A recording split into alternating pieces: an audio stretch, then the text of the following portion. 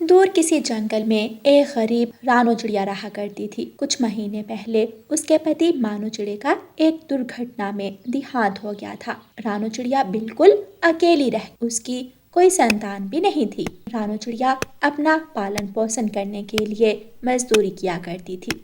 ऐसे ही कुछ समय बीत जाता है। एक दिन रानो चिड़िया उड़ती उड़ती बहुत दूर घने जंगल की तरफ निकल जाती है। वो वहाँ से दाना ढूंढ रही थी कि तभी वो देखती है कि एक पेड़ के डाल पर एक छोटी सी चिड़िया बैठी रो रही है। रानो चिड़िया उसके पास जाती है। बेटी, क्या हुआ है आपको? आपके माता पिता कहाँ हैं? मेरे माता पिता को चील ने मार डाला है। मैं बिल्कुल अकेली हो गई हूँ।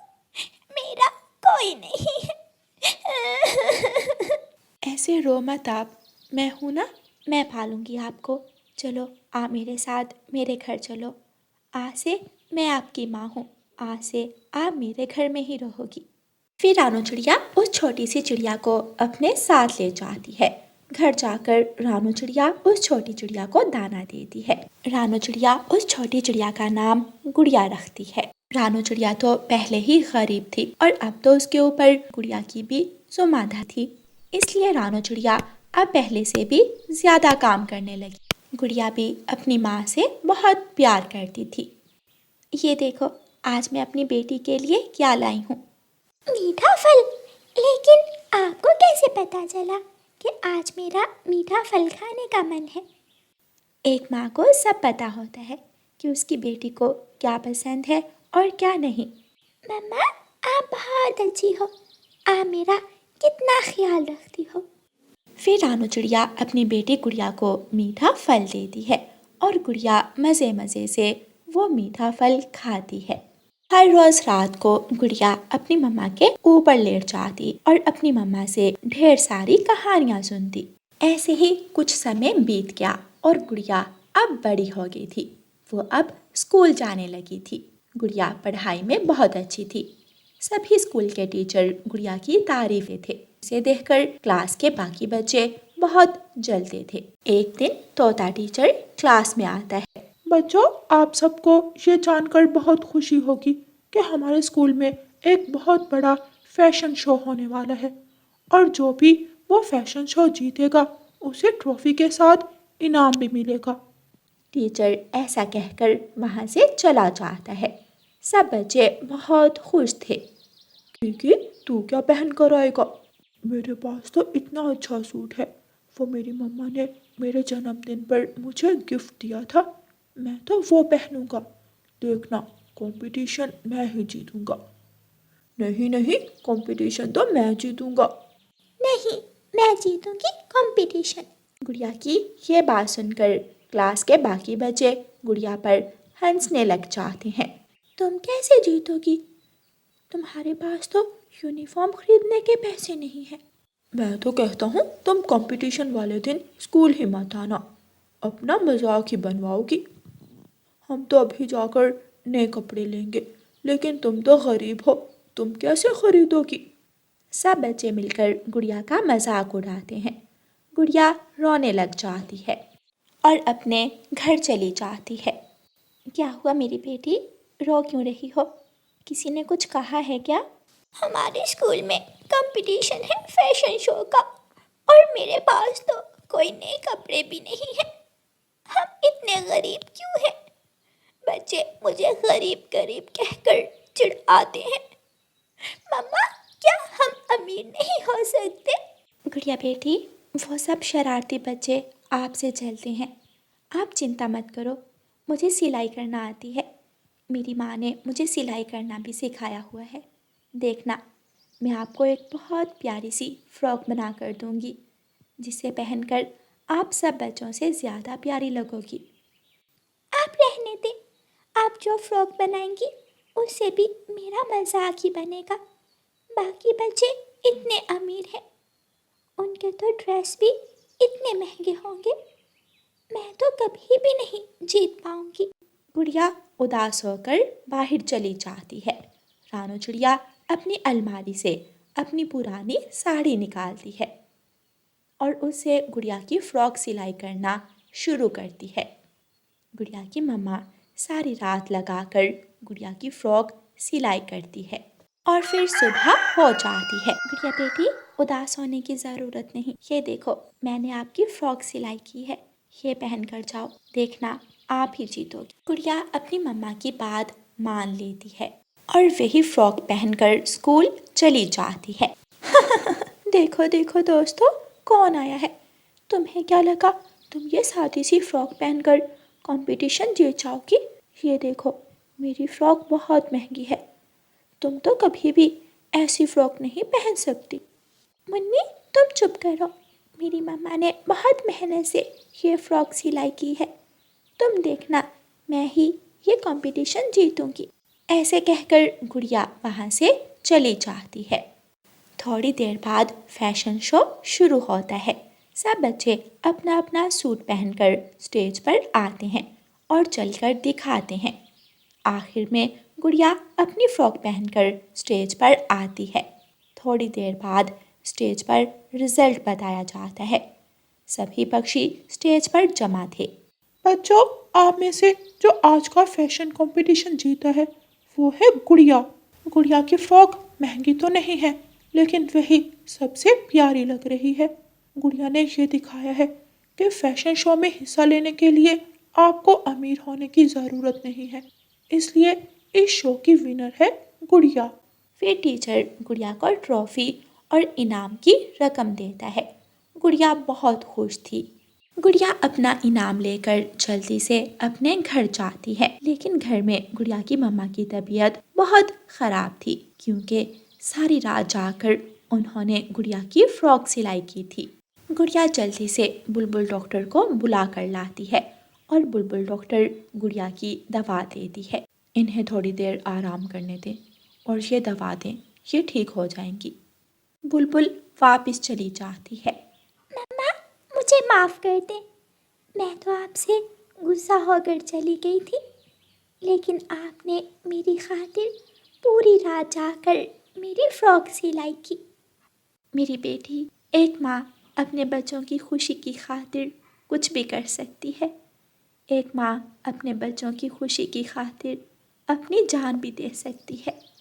गुड़िया अपनी मम्मा के गले लग जाती है। गुड़िया की मम्मा की सिलाई पूरे जंगल में मशहूर हो जाती है और जंगल के सभी पक्षी गुड़िया की मम्मा से कपड़े सिलाई करवाना शुरू करते हैं। रानू चिड़िया अब जंगल में अपना सिलाई सेंटर खोल लेती है। अब गुड़िया और उसकी मम्मा गरीब नहीं रही थी। उनके पास खाने के लिए अच्छा भोजन था और रहने के लिए अच्छा घर। प्यारे दोस्तों, इस कहानी को लाइक, अपने दोस्तों के साथ शेयर और चैनल को सब्सक्राइब करना बिल्कुल मत भूलना। आपका धन्यवाद। सागर वाले जंगल में गुड़िया और सोनो दोनों अपने घर में अकेली रहा करती थी, क्योंकि कुछ अर्सा पहले ही उनके मम्मा पापा का एक तेज बारिश में देहांत हो गया था। गुड़िया बड़ी थी और समझदार भी। वो बड़ी से बड़ी मुश्किल का आसानी से हल निकाल लेती थी, जबकि छोटी बहन चंचल, मासूम और भोली शक्ल की थी और वो बहुत खूबसूरत थी, अपनी बड़ी बहन की तरह। सोनो अपने घर के बाहर बैठी हुई अपनी बहन का इंतजार कर रही थी। गुड़िया भी कुछ देर में कुछ फल और सूखा दाना लेकर घर वापस लौट आई थी। आ गई आप दीदी, आज इतनी देर लगा दी आपने आने में। सोनो, आज भोजन कहीं से भी नहीं मिल रहा था, मुझे दूसरे जंगल जाकर आज भोजन लाना पड़ा। फिर तो आप बहुत थक गई होंगी, चलें अंदर चलें, मैं आपको पानी पिलाती हूँ। गुड़िया और सोनो दोनों घर के अंदर चली जाती हैं। दीदी, आप घोंसले में लेटकर थोड़ा आराम कर लें, मैं रसोई से पानी लाती। सोनो रसोई में जाती है और मटके से पानी डालने लगती है, लेकिन मटके में पानी नहीं था। ओहो, पानी तो है ही नहीं, अब दीदी को जाकर पानी पिलाना पड़ेगा। क्यों ना आज मैं जाकर पानी ले आऊं। मैं दीदी को बताऊंगी तो वो मुझे जाने नहीं देंगी, मैं ऐसे ही चली जाती हूँ। नहीं, दीदी परेशान हो जाएंगी, मैं बता देती हूँ। सोनो अपनी बड़ी बहन गुड़िया के पास जाती है। दीदी, मटके में पानी खत्म हो गया है, आज मैं जाकर नदी से पानी लाती हूँ। नहीं, तुम रहने दो, मैं जाती हूँ। दीदी, ये क्या बात हुई, आप मुझे कोई काम करने ही नहीं देती। मैं बाहर नहीं जाऊंगी तो मैं काम करना कैसे सीखूंगी। गुड़िया कुछ देर सोचती है और फिर बोलती है, ठीक है चली जाओ, लेकिन ध्यान से जाना। सोनो खुश हो जाती है और मटका उठाकर नदी की तरफ चली जाती है। सोनो नदी से पानी का मटका भरती है और घर की तरफ वापस लौटने लगती है कि लूसी कबूतरी वहां आ जाती है। सोनो बेटी कैसी हो और तुम्हारी दीदी कैसी हैं? मैं ठीक हूँ और वो भी ठीक है। आज दीदी बहुत ज़्यादा थक गई थी क्योंकि आज उन्हें भोजन लेने दूसरे जंगल जाना पड़ा था। अच्छा लूसी आंटी, अब मैं चलती हूँ, दीदी मेरा इंतज़ार कर रही होंगी। मैं थोड़ा भी लेट हो गई तो वो परेशान। सोनो वहां से उड़ जाती है और अपने घर वापस लौटती है। लूसी भी अपना मटका पानी से भरती है और घर की तरफ वापस लौटती है। लूसी कबूतरी अपने घर जाती है और मटका रसोई में रखकर अपने कमरे में आ जाती है। ले आई पानी, आज बड़ी जल्दी वापस आ गई। नदी पर आज कोई नहीं था बातें करने के लिए। लूसी हंसने लगती है और कहती है, सोनो आई थी आज नदी पर पानी लेने। उसने तो तुमसे बातें नहीं की होंगी, वो तो जल्दी ही वापस चली गई होगी। हाँ कबूतर जी, गुड़िया और सोनो में कितना प्यार है। दोनों बहनें कितना मिलजुल कर रहती हैं। जब से रानो और मानो भाई का देहांत हुआ, दोनों बहनों ने मिलकर बहुत अच्छे से अपना घर चलाया है। पूरे जंगल में सोनो और गुड़िया के प्यार की बातें हुआ करती थीं। कालू कौवा और गौरी कवि भी अपने घर में बैठे यही बातें कर रहे थे। अरे ओ डोली, चुप हो जाओ, क्या हो गया है तुम्हें? तुम दोनों बहन भाइयों को जब देखो तुम दोनों की चिक चिक लगी रहती है। उधर वो गुड़िया और सोनो है, दोनों मिलकर इतने प्यार से रहती हैं। कभी उनके घर से कोई आवाज सुनाई दी है? मम्मा, मुझे जग्गू भाई ने मारा, मेरे जोर से थप्पड़ मारा। गौरी दोनों के पास जाती है और दोनों के एक एक थप्पड़ लगाती है। दोनों बच्चे डर जाते हैं और सो जाते हैं। रात गहरी हो जाती है, जंगल में सन्नाटा छा जाता है और सब पक्षी अपने अपने घरों में सोए हुए थे। अगले दिन गुड़िया सोनो से कहती है, सोनो चलो आज तो ना मिलकर भोजन लेने जाते हैं, ऐसे आपको भी भोजन ढूंढना आ जाएगा। गुड़िया की बात सुनकर सोनो खुश हो जाती है और दोनों बहनें मिलकर भोजन लेने चली जाती हैं। वो दोनों जब मैदान में पहुंचती हैं तो वो देखती हैं कि एक चिड़ा तेजी से उड़ता हुआ उनकी तरफ आता है। मेरी मदद करें, मेरा भाई वहाँ मुश्किल में है। मैं इस जंगल के सब पक्षियों से मदद मांगने गया, लेकिन किसी ने भी मेरी मदद नहीं की। कृपया करें, मेरी मदद करें। कहाँ है आपका भाई? चले, आप मेरे साथ चले। वो सब वहाँ से उड़ते हैं और उस चिड़े के भाई के पास पहुँच जाते हैं। वो एक हवाई मोटर के नीचे आया हुआ था। वो सब मिलकर उस हवाई मोटर को दूसरी तरफ गिराते हैं और उस चिड़े को बाहर निकालते हैं। गुड़िया और सोनो उन दोनों को देखकर एक दूसरे का मुंह देखने लग जाती हैं। हमें हर कोई देखकर ऐसे ही हैरान होता है, क्योंकि हम दोनों की शक्लें आपस में बहुत मिलती हैं। ठीक है, अब हम चलते हैं। आपका बहुत बहुत धन्यवाद। वो दोनों चिड़े वहाँ से उड़ जाते हैं। घर जाकर वो दोनों अपनी मम्मा को सोनो और गुड़िया के बारे में बताते हैं। मम्मा, हम दोनों भाई उनसे शादी करना चाहते हैं। शुक्र है बेटा, आप दोनों को भी कोई पसंद आया। मैं सुबह ही जाऊंगी और उनकी माँ से बात करके आऊंगी। कहाँ है उनका घर? लेकिन हमें तो उनके घर का पता ही नहीं। वो बड़े पेड़ पर बैठी थी, उसके आसपास होगा उनका घर। अगले दिन चिंटू और बबलू की मम्मा अपने नौकर के साथ हवाई मोटर में बैठकर उस जंगल की तरफ जाती है और जंगल वालों से पूछते पूछते गुड़िया और सोनो के घर तक पहुंच जाती है और घर के अंदर चली जाती है। बेटी, आप दोनों की मम्मा कहाँ है? मैं आपकी माँ से मिलना चाहती हूँ। ये सुनकर गुड़िया और सोनो उदास हो जाती हैं और दोनों की आंखों में आंसू आ जाते हैं। गुड़िया रोते हुए बोलती है, आंटी, लेकिन आप कौन है? आपसे पहले हम कभी नहीं मिली और हमारे मम्मा पापा दोनों इस दुनिया में नहीं है। माफ करना बेटी, मैं नहीं जानती थी। इतने में हरियाली तोती उनके घर आ जाती है। आप कौन हैं? क्या लगती हैं आप इन दोनों की? मैं इन दोनों की माँ की पुरानी सहेली हूँ। बेटी, मुझे थोड़ा पानी तो ला कर देना। गुड़िया रसोई में पानी लेने चली जाती है और सोनो भी गुड़िया के पीछे चली जाती है। फिर वो चिड़िया हरियाली तोती को सारी बात बताती है। बहन, गुड़िया और सोनो बहुत अच्छी हैं। अगर आपके बेटों की शादी इनसे हो गई तो आपका घर स्वर्ग बन जाएगा। मैं गुड़िया और सोनू से पूछ कर आती हूँ। हरियाली तोती रसोई में जाती है और गुड़िया और सोनू से पूछती है। दोनों बहनें मान जाती हैं। ऐसे अगले दिन गुड़िया और सोनू की उन दोनों जुड़वा भाइयों से शादी हो जाती है और दोनों बहनें मिलकर उस घर में रहती हैं और अपना खुशियों भरा जीवन गुजारती। आज की कहानी बेटी पक्षियों के लिए है। जितनी भी बेटियां पक्षी हैं वो इस कहानी को पूरा देखें। दूर किसी जंगल में मम्मा चिड़िया और पापा चिड़िया अपनी बेटी गुड़िया के साथ रहते थे। गुड़िया ने स्कूल की पढ़ाई मुकम्मल कर ली थी। अब गुड़िया कॉलेज जाना चाहती थी, मगर उस जंगल में कॉलेज नहीं था। कॉलेज जाने के लिए गुड़िया को पास वाले जंगल जाना था। मम्मा, मैं आगे पढ़ना चाहती हूँ। मम्मा, मैं डॉक्टर बनना चाहती हूँ। नहीं गुड़िया बेटी, अब आप जवान हो गई हो और वैसे भी अब आपकी शादी की उम्र है। गुड़िया के पापा कोई अच्छा सा रिश्ता देखकर अब गुड़िया की शादी कर दें। पापा, आप ही समझाएं ना मम्मा को, आज आप ही चुप बैठे हैं। गुड़िया की मम्मा, अगर मेरी बेटी आगे पढ़ना चाहती है तो आप क्यों मना कर रही हैं मेरी बेटी को? मेरी बेटी समझदार है, मुझे पूरा विश्वास है मेरी बेटी हमेशा हमारी इज्जत का ख्याल रखेगी। मम्मा, देखना एक दिन आप गर्व करेंगी अपनी बेटी पर। ऐसे गुड़िया अपनी मम्मा को भी मना लेती है और अपने पिता के साथ पास वाले जंगल में एडमिशन करवाने चली जाती है। 15 से 20 मिनट ऑटो चलने के बाद रुकता है। पापा, मैं थोड़ी देर बाद वापस आ जाऊंगी, तब तक आप यहीं बैठे। गुड़िया अपने कॉलेज चली जाती है। पापा चिड़िया बैठे हुए थे कि वहाँ गोरी कव्वी आ जाती है। चिड़िया के पति, तुम यहाँ क्या कर रहे हो? मैं गुड़िया को कॉलेज लेकर आया था, उसका एडमिशन करवाने। गुड़िया की अब शादी की उम्र है, पूरे जंगल के मुंह पर कालक न लगाओ। चुप करके गुड़िया की शादी कर दो। कल कोई ऐसी वैसी बात हो गई तो पछताओगे तुम। गया समय लौट कर नहीं आता। बेटियां बेटों से कम नहीं है। अगर मेरी बेटी पढ़ना चाहती है तो मैं क्यों उसका रास्ता रोकूं? उसे देखकर सबकी बेटियां कल यही बात करेंगी।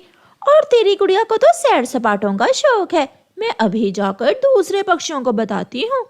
गौरी वहाँ से चली जाती है। रात को पापा चिड़िया, गुड़िया और मम्मा चिड़िया घर में बैठे हुए थे कि दरवाजे पर दस्तक होती है। मम्मा चिड़िया दरवाजा खोलती है। बाहर तोता, कालू कौवा और कबूतर खड़े थे। चिड़िया, अपने पति को बाहर भेजो, कोई बात करना है उससे। ये सुनकर पापा चिड़िया भी घर से बाहर आ जाता है। आप सब यहाँ, क्या बात है? आप अंदर आ जाएं। नहीं, हम अंदर नहीं आएंगे। सुनो, तुम अपनी बेटी को कल से कॉलेज नहीं भेजोगे। ये हमारे जंगल की परंपरा नहीं है। जब बेटियां जवान हो जाएं तो उनकी शादी कर देते हैं। हमारे जंगल में ऐसा ही होता है। आज तक इस जंगल की कोई बेटी दूसरे जंगल नहीं गई, और वो भी पढ़ाई करने। ये हम सबका फैसला है। आप बात को समझने की कोशिश करें। हमारी बेटी ऐसी नहीं है, उसे तो पढ़ाई से ही फुर्सत नहीं मिलती। इसका मतलब तुम ऐसे नहीं समझोगे। ये सुनकर मम्मा चिड़िया भी मैदान में आती है। हमारी बेटी के भविष्य का फैसला हम करेंगे। तुम सब कौन होते हो? हम अपनी बेटी को कॉलेज भेजे या ना भेजे? तुम कौन होते हो? जाओ यहाँ से, जो करना है कर लो। मेरी बेटी कॉलेज जाएगी और यूनिवर्सिटी भी जाएगी। सब जलते हैं मेरी बेटी से। रानो, आप अंदर जाएं, मुझे बात करने दें। मम्मा चिड़िया घर के अंदर चली जाती है। मुझे सोचने का समय दें। आप जाइए, मैं बात करता हूँ। पक्षी वहाँ से चले जाते हैं। ये सब मेरी वजह से हो रहा है। मम्मा पापा, अगर मेरे कॉलेज ना जाने से सब ठीक हो जाएगा तो मैं नहीं जाती। बेटी, समझने की कोशिश करो। हम जिस समाज में रहते हैं उसे साथ लेकर चलना होता है। डर गए क्या आप उन अनपढ़ पक्षियों से? अपनी गुड़िया को कॉलेज नहीं भेजेंगे उनके डर से? पहले मैं भी कहती थी कि गुड़िया की शादी कर दें, मगर अब मेरी बेटी पढ़ेगी। मैं साथ दूंगी अपनी बेटी का। मैं भी आप दोनों के साथ हूँ। जो होगा देखा जाएगा। बेटी, आप हौसला मत हारना, और एक दिन सब पक्षियों का मुंह आपने ही बंद करना है। जो कोई जो कहता है कहे।